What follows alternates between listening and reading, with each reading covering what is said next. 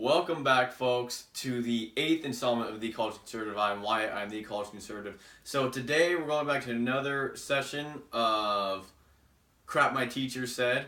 So today I have something, I believe I mentioned this in a video beforehand, maybe my second one or third one, I don't remember. But this one has to do with Trump and Russia, and then I'm going to involve Jeff Sessions a little bit, because obviously Jeff Sessions right now is in a Senate hearing all day. And that's going to be the big news for today. However, so my teacher, it was in my administrative behavioral class, which is basically just a class about regulation, the history of regulation, the different regulatory processes, and all that other good stuff. Anyway, it was really interesting class, actually. It's not as dry as it sounds, at least it wasn't for me. Anyways, so my teacher, and this was, I believe, just in question to a student before the class had begun. It wasn't part of the lesson. However, my teacher, and not that I can recall correctly, however, the point is that basically the student asked about when Trump bombed the Syrian airfields with those Tomahawk missiles. And so my teacher, obviously being someone of the left and not liking Trump, as they all do, as they all are, he said that he believed that basically, because he buys into the whole Russia, Putin, and Trump collusion story. Anyways, so he believes that Russia basically told Syria to nerve gas their own people so that Trump could now bomb the airfields, so that Trump could look strong, and so it could look like he's in opposition to Syria, in opposition to Russia. Obviously, so it can kind of so they can try to dispel any sort of connection or the actual connection that they have behind the scenes, which is just absolute crap. And the reason why, and there's several reasons as to why it's absolute crap. One being that Comey, having come out and testified just now days before that, days before this episode, I should say, that Trump was not under investigation. Now, obviously, Trump fired him just kind of off the cuff. He did it, I think, in a politically unwise way. He did it to make it look like there was more going on than there really is. I think Trump just, was kind of treating it more of a reality TV show and was going based off of his emotions and didn't really go through the politically smart processes, so to speak. Obviously, he's a bull in a china shop, so if you don't really care about that, the reason why that's important to me, I think, is because so now Democrats can throw more fuel on that. And obviously, a lot of the media is not highly trusted right now, but even still, you don't want the Republicans looking bad, or you don't want them taking baggage and heat for things that Trump has done. Anyways, so Comey saying that he wasn't under investigation is one clear tell that obviously he's not. He has no collusion with Russia. Another thing was there was a story about, I think it was a little more than a week ago, that it was starting to break that Kushner was trying to set up a back channel with the Russians. Now, at first, if you don't really look any more past it, you see, oh shoot, they're trying to talk secretly to the Russians. The White House is trying to talk secretly to the Russians. Oh my God. Which, by the way, Obama had a back channel with Iran. If you guys don't remember a guy named Robert Malley. Robert Malley literally was talking to Hamas while he was part of the Obama campaign, Literally was dealing with Hamas. Is a pro-Palestinian guy who has condemned Israel on several occasions. And that was in 2008. And then 2015, what Obama does, he separates himself from the campaign because, oh my God, I don't want to confuse everyone. I don't want everyone to think that Obama is friendly or kind or at least is reticent to address the threat of radical Islamic terror. Well, what Obama does is now just makes him what? He makes him his head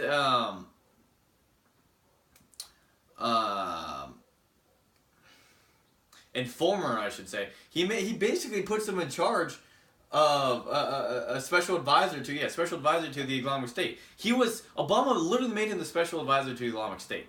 And you did not see that overblown with the media. Of course you didn't. I mean, I'm sure you had people from the right that were pushing back and pushing a little bit, but so long as and back then when the media was more trusted, so to speak, obviously this story's not going to really break headlines, or it's not going to really make any sort of push either way and make Obama really look at back, because it's not going to get out that much. Anyways, so So we have those ties with Obama, and I'm just to show you that the Democrats and the media really are just being hypocritical. And to go back to the Kushner story, if Trump had direct ties, and the White House had direct ties with Russia through the back channel, Kushner wouldn't even need to have to try to set up these back channels. Back channels actually aren't the most uncommon thing when it comes to administrations anyways. I don't think they're necessarily illegal. It might just be frowned upon. But if they were really in collusion with each other already, then there would already be a back channel. You wouldn't have to even set up a back channel. So that would be that would just be stupid. That would just be what they would be doing that to just make it look like they weren't. It was crap. It was crap, and the way the media reported it as well was obviously just like, oh my God, they're starting their big move to let Russia and Putin influence the White House more, and it was all really stupid. And obviously that they're already doing it. They wouldn't need to be creating a back channel or ask about a back channel or whatever the story that they want to try to push on Kushner and on the Trump White House. Now we have Sessions here, right? Now we have Jeff Sessions, and I want to say a quick thing. Obviously, Sessions has been on fire before being racist and this and that, and I just want to show how much the media and how much liberal professors and a liberal culture on college campuses tied into the demonization of the conservative ideology and really just the hatred for Trump, the blatant hatred for Trump ever since his rise. And I want to exemplify this with a student who I was decent friends with for a semester at least. He was the president of a political club at my school, at my university, and he was a conservative. He was on my side of the aisle. However, he bought into the lie that Jeff Sessions was a racist, and obviously because of the joke that he made, that he said I liked the KKK until they started smoking weed, which was in front of a I believe a black defendant, by the way. And he was obviously making a joke, and everyone knew he was making a joke, and this was, I believe, back in the 80s. I don't remember which year exactly. But everyone knew he was making a joke. Even the lawyers on the other side knew that he was making a joke. And opined on that, and opined saying, well, he was obviously trying to be humorous. But the left twisted it that way, and it twisted that way to the point where you have even conservatives who just didn't like Trump, and obviously admittedly, this person didn't really like Trump at all. I have my reservations on Trump as well. But he really just did not like Trump and kind of saw Trump as much as an evil as Hillary Clinton did. He was definitely never Trumper at the time of the election.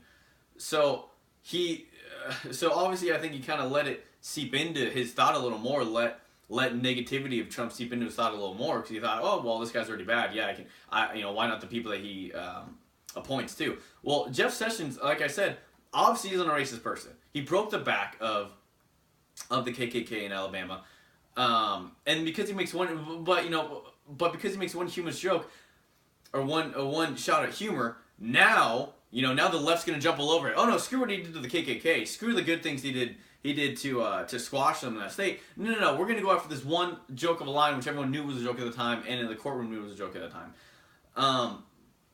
And that's just one thing I want to say. I want to bring up real quick because it's important. Because conservatives, even young conservatives like myself, they can be swayed. They can be swayed just by how much crap is thrown up on the media or their teachers or whatever else. When you are constantly hit by waves and waves and waves of liberal propaganda, by waves and waves, and when it comes to the classroom, even at home, even your friends, even in the media especially, or just a post that your friends make on Facebook, anything that it is. When you're constantly barraged by a leftist narrative, some of it might stick. And luckily for me, I grew up in a household where my father is staunchly conservative, and he wanted me to always think for myself, and he always told me to think for myself, and obviously I knew where he stood, but he always advised me to, hey, don't just believe what you hear, go out and research it. So yes, he did guide me, and he did instill in me strong morals so that I would not be swayed, so that when I got attacked emotionally, which is what the left always does. When I got attacked emotionally, which is a really good attack for those that are young, because a lot of people don't know how to control their emotions effectively. I was able to say, you know what, I'm not going to let this bring me down, because this makes me feel this way, but for some reason I think this is crap. And Of course, upon research, I found out that it was.